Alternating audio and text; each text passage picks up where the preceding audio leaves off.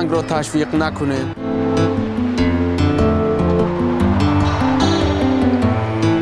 ما عهده‌دار هستیم که پدر و مادر خود را در پیرانسالی نگاهبین کنیم.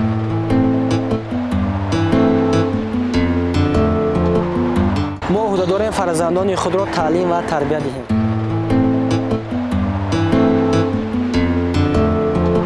ما عهده‌داریم که از مهنت زنان و کودکان در شرایط ضررناک استفاده نکنیم.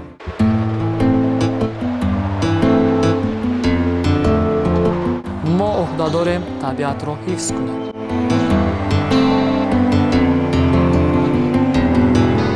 ما عهده‌داریم که یادگاری‌های طبیعی را حفظ نماییم.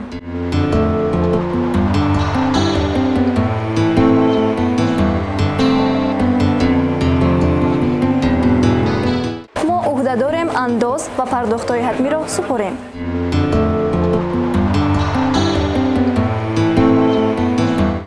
ما عهده‌داریم وطنمان را حفظ کنیم.